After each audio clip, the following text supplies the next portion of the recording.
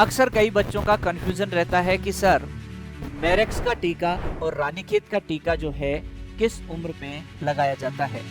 तो हम बात करते हैं आरएसएसबी बोर्ड के दो अलग अलग सवाल जो पूछे गए हैं उनके बारे में। पहला सवाल मैं 2016 की वैकेंसी की बात करूंगा जो टीएसपी के पेपर में पूछा गया था कि 5 से 7 दिन की उम्र पर कौन सी बीमारी का टीका लगाया जाता है। ऑप्शन में रानीखेत भी था और मेरेक्स भी था।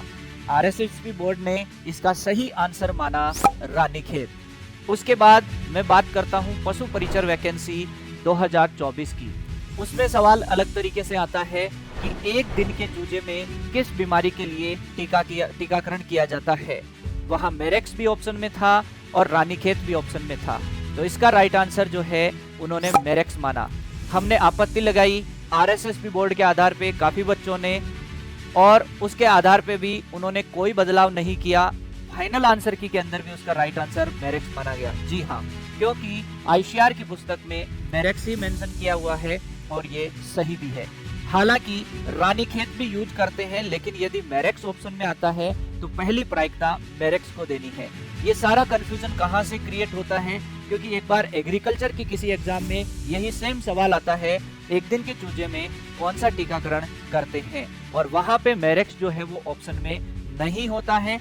ऐसी स्थिति में उस सवाल का जवाब रानीखेत चला जाता है और वहां से सारी कंट्रोवर्सी क्रिएट होती है।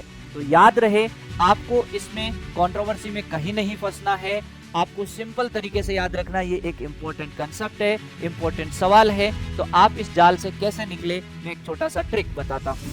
साथियों, यदि आपसे पूछा जाए एक दिन के चूजे में, तो आपको याद रखना है मेरेक्स, और यदि मेरेक्स ऑप्शन में ना हो ऐसी स्थिति में रानीखेत कर देना है। और आपको पूछा जाए एक सप्ताह के चूजे में, तो आपको याद रखना है रानीखेत। यदि वो ऑप्शन में ना हो तो मेरेक्स कर सकते हैं। ध्यान रहे, आरएसएसबी बोर्ड की बुक में ये उल्टा दिया हुआ है। उम्मीद करता हूँ आपकी अगर और भी किसी सवाल को लेकर के क्वेरी होगी तो आप इस वीडियो के नीचे कमेंट कर सकते हैं। और एलएसए एग्जाम 2016 से मुझे याद आया कि अभी आने वाली जो वैकेंसी है उसके लिए उत्कर्ष क्लासेज जो है एक बेहतरीन सा नया बैच भी शुरू कर चुका है, जिसका नाम है LSI 3.0। और ये बैच बहुत खास है क्योंकि इस बैच में अभी फिलहाल 5 अप्रैल तक यदि कोई एनरोल करता है तो उसको इसमें मिल रही है एग्जाम तक वैलिडिटी। तो देर किस बात की, मौके से मत चूकिए, आज ही उत्कर्ष क्लासेज में एनरोल कीजिए और बैच अपना 3.0 पक्का कीजिए और सिलेक्शन की शुरुआत आज से ही कीजिए, क्योंकि हो सकता है आने वाली भर्ती के टॉपर आप हो। Thank you so much.